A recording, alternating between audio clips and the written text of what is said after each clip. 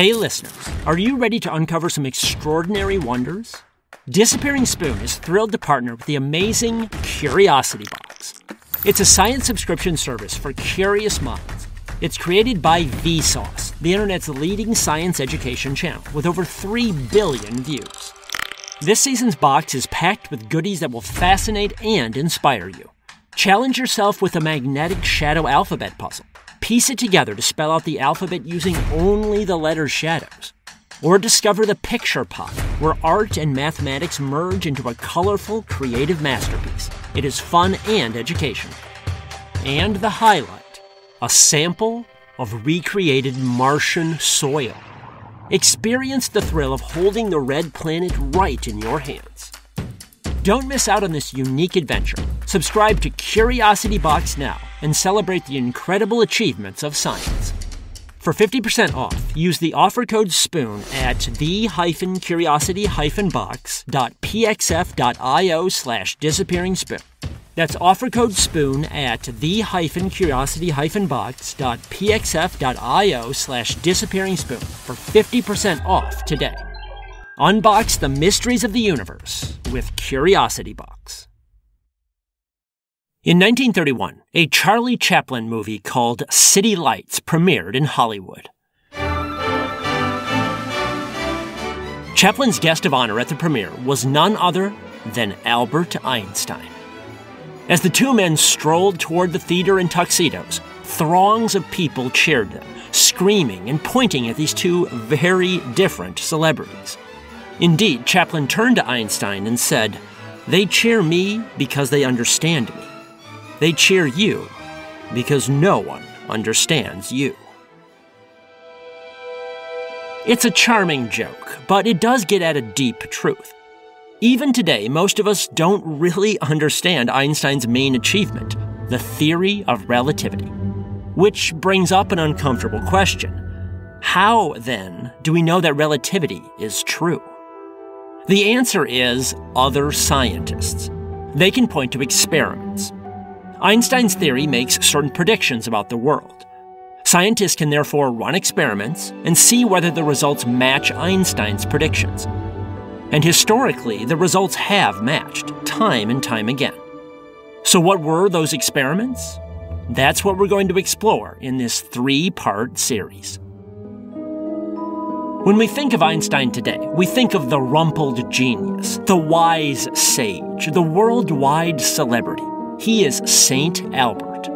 But in this series, we're going to go back to a time when Einstein was a nobody, an obscure physicist fighting for recognition, trying to prove that relativity worked. As we'll hear today, Einstein's first big breakthrough involved the planet Mercury, a breakthrough he called the most emotional moment of his life.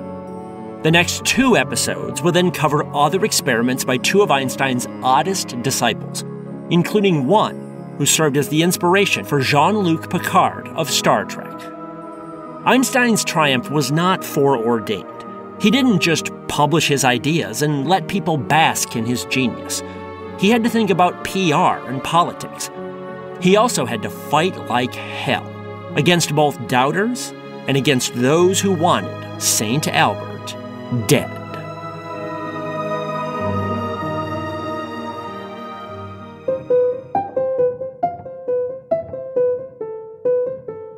From the Science History Institute, this is Sam Keene and the Disappearing Spoon, a topsy-turvy, science-y history podcast, where footnotes become the real story.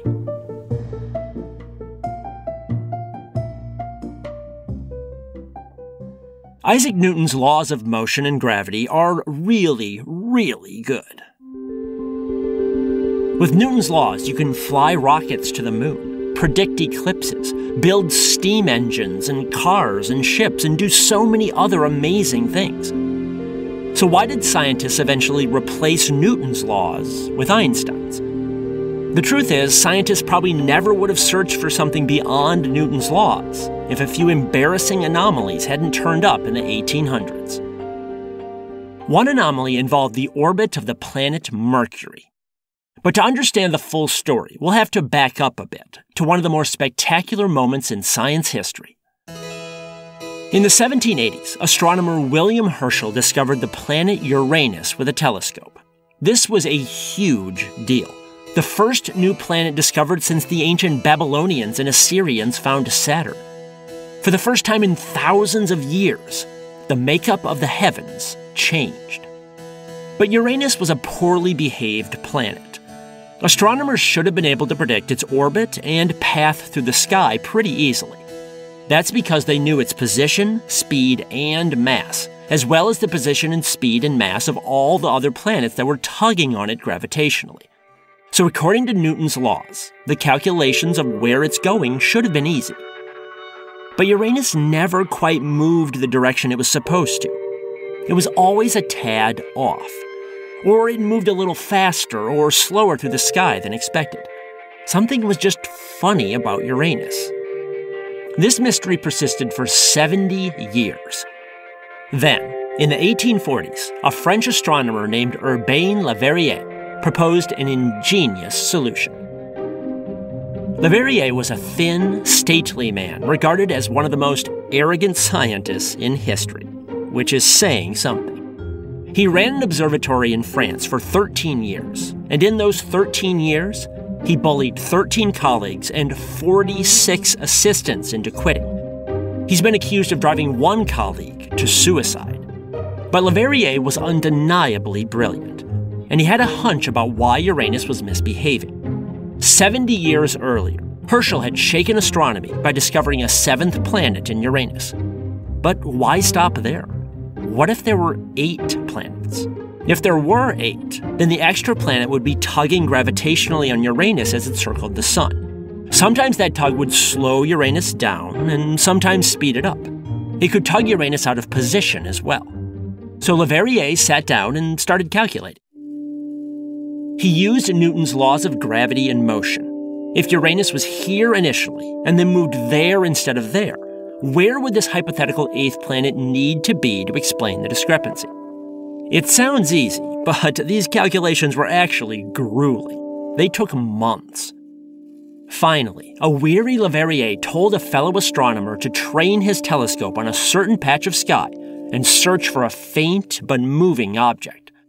Sure enough, there it was, a new planet, right where Le Verrier predicted. We now call this planet Neptune. Neptune's discovery staggered the world. Herschel had at least seen Uranus first with a telescope. Le Verrier had conjured up a whole new planet using nothing but math. It was considered the ultimate triumph of Newtonian physics, and it caused Le Verrier's healthy ego to inflate even more. But his ego would soon deflate, thanks to Mercury. Like Uranus, astronomers always noticed something a bit off about Mercury's orbit around the sun. The Mercury discrepancies were far tinier than the Uranus ones, barely detectable, but they persisted year after year. Now, to Le Verrier, only one thing could explain Mercury's not quite right orbit. There had to be another unknown planet tugging on it. This proposed planet would be tiny, and it would have to orbit quite near the sun, making it fiery hot. So Le Verrier named the hypothetical planet Vulcan. Now, however much of an ass, Le Verrier always worked very hard. So he buckled down and repeated the grueling Newtonian calculations on Mercury, at the end of which he told another astronomer where to search for Vulcan. And the astronomer quickly found it. Another triumph. Except a few other astronomers looked as well and didn't find Vulcan. The whole claim soon fell apart, which was a bit embarrassing. So Le Verrier adjusted his parameters, fiddled with his calculations, and pointed to a different patch of sky. "Look there," he said. Sure enough, someone else found Vulcan there. But once again, other astronomers peered closer and found nothing. Vulcan evaporated a second time. And this just kept happening. Le Verrier would fiddle with his calculations and point to some new patch of sky. Some astronomer would claim to find Vulcan there, but the claim always fell apart under scrutiny. Vulcan soon became the Loch Ness Monster of astronomy. There were so many bogus sightings that in 1876, Scientific American magazine refused to publish any more supposed discoveries. Gradually, astronomers accepted that Vulcan just did not exist. This was a painful admission. If the discovery of Neptune was the ultimate triumph of Newtonian physics, the disappearance of Vulcan was the first crack in the armor. Because without Vulcan, no one knew how to explain Mercury's funny orbit. And this wasn't the only failure of Newton's physics in the 1800s. A second anomaly involved the speed of light. The fight over the speed of light began in 1887 with two scientists in Cleveland, Albert Michelson and Edward Morley. Now, I am going to oversimplify here.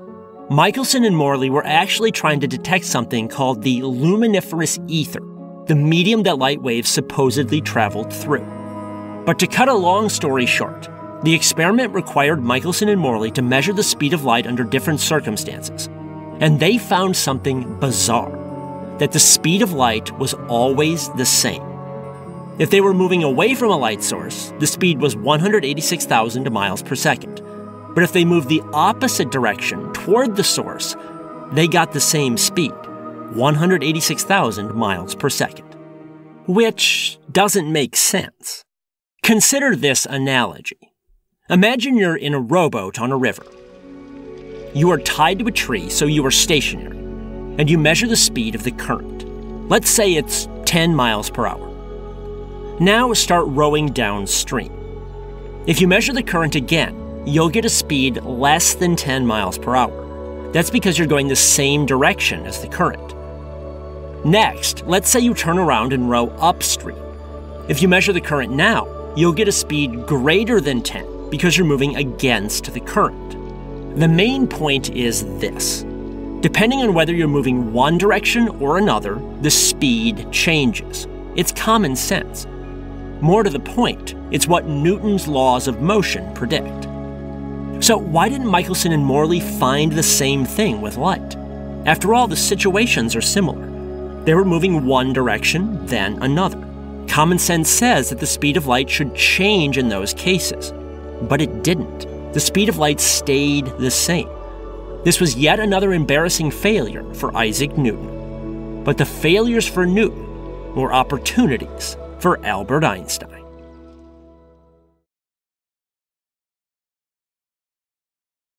Success did not come easily to Einstein. He attended university in Switzerland, and he was the only member of his class to not secure a professorship upon graduating. He couldn't even find work as a high school teacher.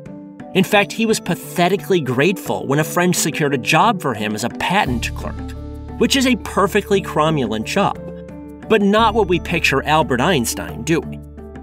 Then came the most important year of Einstein's life, 1905. That year, Einstein published a series of papers that, get ready, proved the existence of atoms, laid the foundations for both quantum mechanics and special relativity, and introduced the most iconic equation in all of science, E equals mc squared, all in 1 year. Now, I'm not even going to try and explain how Einstein did all that so quickly. Science does not truck with miracles, but Einstein's 1905 is the equivalent of water into wine or the loaves and the fishes. You can only marvel at his genius. And Einstein was not done. In the decade after 1905, Einstein's personal life fell apart. He endured an ugly divorce, and the tragedy of World War I crushed his spirit. But he kept plugging away at his science. And mid-war, in 1915, he published a revolutionary new theory about gravity. It was called the general theory of relativity. And remarkably, this theory offered an answer to an age-old mystery. What exactly is gravity? Now, it's interesting. Back in the 1600s, Isaac Newton came up with universal laws of motion and gravity. The basis of these laws was certain equations, and those equations worked brilliantly.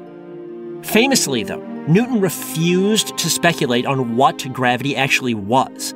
As Newton essentially said, "My equations work. Just shut up and calculate. What more do you want?" But people did want more. Philosophers at the time blasted Newton left, right, and sideways, and they had a point. They said, how can Newton claim to understand gravity with mere equations? We want to know what gravity is deep down. Eventually, though, the wild success of Newton's equations pushed this issue aside. Again, with Newton's laws, you can fly rockets, predict eclipses, build cars and ships, amazing things. And given that success, people were content to just shut up and calculate. Which meant that, even into the 1900s, scientists hadn't answered the basic question of what gravity is. Well, in 1915, Einstein's general relativity finally provided an answer. In short, gravity is curved spacetime. To see what this means, imagine a bowling ball on a trampoline. The ball is heavy, so the trampoline surface will dip down and curve. Now imagine rolling a golf ball across the trampoline. The dip of the surface will cause the golf ball to follow a curve as it rolls. It might even roll right toward the bowling ball, as if the bowling ball sucked it in. The same thing happens with space-time. A heavy piece of matter like a star causes space to curve like the trampoline. And if a comet or planet moves into that curved space, the star tugs on it, and the planet or comet changes its path. Or if the planet moves fast enough, it will circle around the star in orbit. So that's what gravity is, space-time that is curved due to the presence of matter. With this insight, Einstein took on the problem of Mercury's funny orbit. Again, Mercury was not appearing quite where it was supposed to in the sky, and there's a reason he took on this specific problem: public relations. I don't know about you, but I think of Einstein as the stereotypical absent-minded professor. Messy hair, untied shoelaces, probably doesn't know what day of the week it is, right? In reality, Einstein was a shrewd operator. He knew that Isaac Newton was revered. And at the time he proposed general relativity, Einstein was still kind of a nobody. Why would anyone believe his theory of gravity was better than Newton's? They wouldn't. Unless he made a big splash. And Mercury would be his big splash. In most cases, Newton's old law of gravity and Einstein's new law of general relativity gave the exact same answers. They differed only at the margins, especially when you're near a huge, massive body like our sun. When you get really close to something big like the sun, Newton's theory starts to fray. That's because Newton considered only the mass of the sun and didn't consider the extra effect of curved spacetime. In contrast, Einstein did take curved spacetime into account. And because Mercury is so close to the sun, he knew that its orbit was probably affected a lot by the curvature. At least he hoped so. He still had to prove it. So Einstein got to work calculating, plugging in numbers, shifting variables, adding and multiplying, carrying the one or whatever. Then he watched with amazement as the correct orbit of Mercury simply fell right out of his equations. Far from playing it cool, Einstein later recalled that his heart began to race. He felt something snap inside him. A friend speculated that solving the mystery of Mercury's orbit was the most intense emotional experience of Einstein's scientific life, and maybe even his entire life. And no wonder. This experience is what scientists call the golden moment. It's the moment someone first discovers something that no one else knows. They have to tell colleagues eventually, of course. But for a few golden hours, they are the only human beings in history who know some eternal truth. Scientists are blessed if they get one golden moment in their entire careers. Einstein had several of them. But none was more golden than when he finally solved the mystery of Mercury's orbit. Einstein had staked his entire reputation on the theory of general relativity, and the theory had come through in a gigantic way. This was a brilliant start to Einstein's campaign to win acceptance for general relativity. But the campaign was not over. For instance, what about the Michelson-Morley experiment on the bafflingly constant speed of light? And beyond experiments, Einstein also had to deal with his fellow scientists. Over the next few years, some of them would smear him, call him racial slurs, seek to destroy him. But Einstein had one powerful weapon on his side: the truth.